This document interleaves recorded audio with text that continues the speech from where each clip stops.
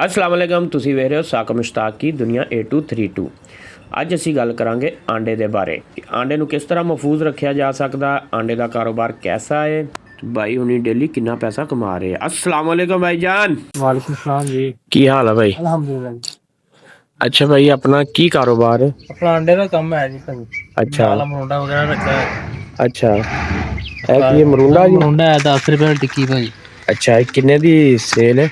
ये 170 रुपए सेल करते हैं जी। अच्छा दुकानदार किन्ने दा करदा? दुकानदार 240 रुपए, दुकानदार ਨੂੰ 70 ਰੁਪਏ ਪ੍ਰੋਫਿਟ ਆਉਂਦਾ ਜੀ। अच्छा ਤੁਹਾਨੂੰ ਇਹ ਚ ਕਿੰਨੇ ਪ੍ਰੋਫਿਟ ਆਉਂਦੇ ਇਹ ਵੀ ਦੱਸੋ ਸਾਨੂੰ ਨਾ। 10 ਰੁਪਏ 15 ਰੁਪਏ ਆਉਂਦਾ ਜੀ ਪੈਕਟ ਮਗਰ। ਅੱਛਾ ਯਾਨੀ ਦੁਕਾਨਦਾਰ ਜ਼ਿਆਦਾ ਕਮਾਉਂਦਾ। ਹਾਂਜੀ ਦੁਕਾਨਦਾਰ ਉਹਨੇ ਫਿਰ ਇੱਕ ਇੱਕ ਟਿੱਕੀ ਵੇਚਣੀ ਸੀ, ਪੈਕਟ ਪੂਰਾ ਵੇਚਣਾ। ਇਹ ਦੋ ਆਈਟਮਾਂ ਹੀ ਆ ਸਿਰਫ ਤੁਹਾਡੇ ਕੋਲ? ਹਾਂਜੀ ਇਹ ਦੋ ਆਈਟਮਾਂ ਹੀ ਰੱਖੀਆਂ ਜਾਂ 5 ਵਾਲੀ ਟਿੱਕੀ ਹੈਗੀ ਛੋਟਾ ਮਰੂੰਡਾ। ਇਹ 5 ਰੁਪਏ ਟਿੱਕੀ ਹੈ।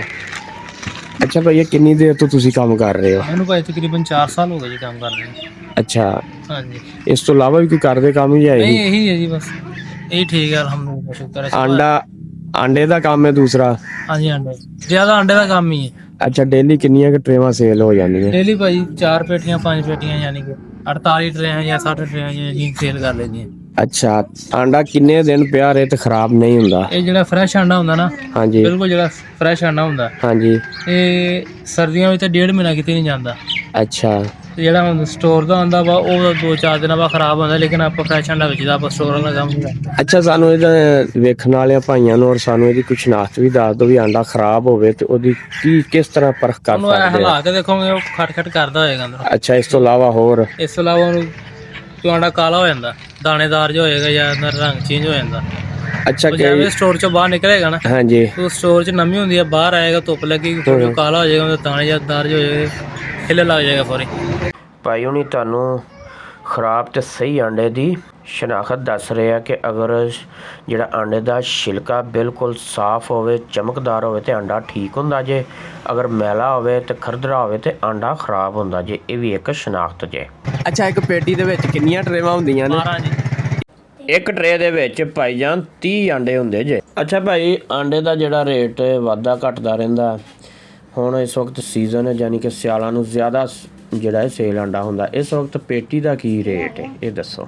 ਸਾਨੂੰ ਵੀ ਪਤਾ ਲੱਗੇ ਕਿ ਆਂਡੇ ਦੇ ਵਿੱਚ ਕਿੰਨੀ ਕੁ ਕਮਾਈ ਹੈ, ਵੇਖਣ ਤੇ ਸੁਣਨ ਵਾਲਿਆਂ ਨੂੰ ਵੀ ਪਤਾ ਲੱਗ ਜਾਏ। ਪੇਟੇ ਦੇ ਭਾਈ ਮੁਖਤਲਿਫ ਰੇਟ ਹੁੰਦੇ ਨੇ। ਅੱਛਾ ਕੱਲ 800 ਰੁਪਏ ਦੀ ਟਰੇ ਆਪ ਵੇਚੀ ਹੈ, ਹਾਂਜੀ 100 ਰੁਪਏ ਦੀ ਪੇਟੀ।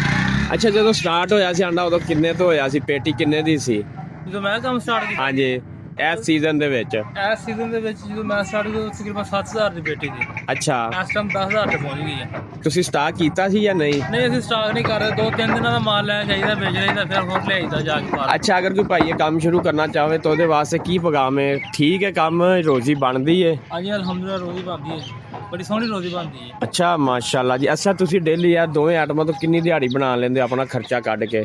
ਅਲਹਮਦੁਲਿਲਾ ਜੀ 1000 1200 1300 1400 ਮਾਸ਼ਾਅੱਲਾ ਜੀ। ਯਾਨੀ ਕਿ ਤੁਹਾਡਾ ਆਪਣਾ ਕੰਮ ਹੈ, ਦਿਹਾੜੀ ਨਾਲੋਂ ਮਜ਼ਦੂਰੀ ਨਾਲੋਂ ਠੀਕ ਹੈ? ਹਾਂਜੀ ਬਹੁਤ ਅੱਛਾ ਜੀ। ਤੁਸੀਂ ਕਿਸ ਕੰਮ ਨੂੰ ਤਰਜੀਹ ਦਿੰਦੇ, ਆਪਣੇ ਨੂੰ ਜਾਂ ਮਜ਼ਦੂਰੀ ਨੂੰ, ਦਿਹਾੜੀ ਨੂੰ? ਨਹੀਂ ਮੈਂ ਆਪਣੇ ਕੰਮ ਨੂੰ ਤਰਜੀਹ ਦਿੰਦਾ ਜੀ। ਪਹਿਲਾਂ ਮੈਂ ਨੌਕਰੀ ਕਰਦਾ ਲੇਕਿਨ 5-7 ਸਾਲ ਨੌਕਰੀ ਕੀਤੀ, ਕੁਝ ਨਹੀਂ ਬਣਿਆ। ਅੱਛਾ ਆਪਣਾ ਕੰਮ ਕੀਤਾ ਅਲਹਮਦੁਲਿਲਾ, 12-1 ਵਜੇ ਵਿਹਲੇ, ਉਸ ਤੋਂ ਬਾਅਦ ਮੌਜਾਂ ਹੈ, ਜੋ ਮਰਜ਼ੀ ਕਰੋ, ਜਿੱਧਰ ਮਰਜ਼ੀ ਆਓ ਜਾਓ ਜੀ। ਅੱਛਾ ਵੇਖਣ ਵਾਲੇ ਤੇ ਸੁਣਨ ਵਾਲੇ ਭਾਈਆਂ ਨੂੰ ਜਾਂ ਕਸਟਮਰਾਂ ਨੂੰ, ਦੁਕਾਨਦਾਰਾਂ ਨੂੰ ਕੀ ਪੈਗਾਮ ਦੇਣਾ ਚਾਹੁੰਦੇ ਹੋ? ਪੈਗਾਮ ਇਹੀ ਦੇਣਾ ਚਾਹੁੰਦੇ ਆ ਜੀ, ਕੰਮ ਕੋਈ ਆਪਣਾ ਕਰੋ, ਕਿਉਂਕਿ ਜਿਹੜੀ ਨੌਕਰੀ ਹੁੰਦੀ ਨਾ ਉਹਦੇ ਵਿੱਚ ਮੁਲਾਜ਼ਮਤ ਇਹ ਹੈ ਕਿ ਸਾਰੀ ਦਿਹਾੜੀ ਖੱਪਣਾ ਵੀ ਪੈਂਦਾ ਵਾ। ਹਾਂਜੀ ਤੇ ਲੱਭਦਾ ਮਹੀਨੇ ਦਾ ਉਹੀ 15000 20000 ਜਾਂ 25000, ਇਸ ਤੋਂ ਵੱਧ ਕੋਈ ਨਹੀਂ ਲੱਭਦਾ। ਆਪਣਾ ਕੰਮ ਕਰਦੇ ਆ ਅਲਹਮਦੁਲਿਲਾ, ਵਿਹਲਿਆਂ ਵਰਗੇ ਵਿਹਲੇ। ਹਾਂਜੀ ਆਪਦਾ ਕੰਮ ਦਿਲ ਕੀਤਾ ਚਲੇ ਗਏ, ਦਿਲ ਕੀਤਾ ਘਰੇ ਬੈਠੇ ਆ, ਸਕੂਨ ਮਾਹੌਲ ਹੈ। ਬਾਈ ਹੁਣੀ ਆਪਣੇ ਕੰਮ ਨੂੰ ਤਰਜੀਹ ਦੇ ਰਹੇ ਆ, ਕਹਿੰਦੇ ਆ ਆਪਣੇ ਕੰਮ 'ਚ ਉਤਰਾਓ ਚੜਾਓ ਹੁੰਦਾ ਰਹਿੰਦਾ ਹੈ, ਥੋੜ੍ਹਾ ਕਮਾਓ ਬਹੁਤਾ ਕਮਾਓ, ਆਪਣਾ ਤੇ ਹੁੰਦਾ ਨਾ, ਕਿਸੇ ਦੇ ਮੁਤਹਿਤ ਤੇ ਨਹੀਂ, ਕਿਸੇ ਦੀਆਂ ਗੱਲਾਂ ਜਾਂ ਝਿੜਕਾਂ ਤੇ ਨਹੀਂ ਸੁਣਨੀਆਂ ਪੈਂਦੀਆਂ। ਅੱਛਾ ਸਭ ਤੋਂ ਵੱਡੀ ਗੱਲ ਇਹ ਕਿ ਨੌਕਰੀ ਕੀਤਿਆਂ ਸਿਰਫ ਤਨਖਾਹ ਮਿਲਦੀ ਜੇ, ਤੇ ਆਪਣਾ ਕਾਰੋਬਾਰ ਕਰੋਗੇ, ਆਪਣਾ ਕੰਮ ਕਰੋਗੇ, ਉਹ 'ਚ ਤੁਹਾਡਾ ਨਾਮ ਵੀ ਹੋਏਗਾ ਤੇ ਤੁਹਾਨੂੰ ਇੱਜ਼ਤ ਵੀ ਮਿਲੇਗੀ। ਆਪਣੇ ਕਾਰੋਬਾਰ ਦੇ ਵਿੱਚ ਰਿਸਕ ਜ਼ਰੂਰ ਆ, ਪਰ ਰਿਸਕ ਲੈਣ ਵਾਲਾ ਹੀ ਅਮੀਰ ਬਣਦਾ। ਅਗਰ ਕੋਈ ਭਾਈ ਆਂਡੇ ਦਾ ਕੰਮ ਕਰਨਾ ਚਾਹੇ ਤੇ? ਬਸ ਨਾਮ ਮੇਰਾ ਹੈਗਾ ਜੀ ਵਾਰਿਸ। ਹਾਂਜੀ ਚਿਸ਼ਤੀਆਂ 'ਚ ਮੈਂ ਰਹਿਣ ਵਾਲਾ, ਚਿਸ਼ਤੀਆ ਸ਼ਹਿਰ ਦਾ। ਨੰਬਰ ਮੇਰਾ ਹੈਗਾ 0303 698 8519। ਠੀਕ ਹੋ ਗਿਆ ਭਾਈ, ਬੜੀ ਮਿਹਰਬਾਨੀ ਜੀ, ਸ਼ੁਕਰੀਆ ਤੁਸੀਂ ਸਾਨੂੰ ਟਾਈਮ ਦਿੱਤਾ। ਅਗਰ ਕਿਸੇ ਭਾਈ ਨੇ ਆਂਡੇ ਦਾ ਕੰਮ ਸ਼ੁਰੂ ਕਰਨਾ ਤੇ ਭਾਈ ਹੁਣੀ ਉਹਨਾਂ ਦੀ ਪੂਰੀ ਹੈਲਪ ਕਰਨਗੇ। ਇਹਨਾਂ ਨੇ ਆਪਣਾ ਨੰਬਰ ਵੀ ਦੱਸਤਾ ਤੇ ਇਹਨਾਂ ਨਾਲ ਰਾਬਤਾ ਕਰ ਸਕਦੇ ਹੋ। ਹੱਸਦੇ ਰਹੋ, ਵਸਦੇ ਰਹੋ, ਚੈਨਲ ਨੂੰ ਸਬਸਕ੍ਰਾਈਬ ਕਰਦੇ ਰਹੋ।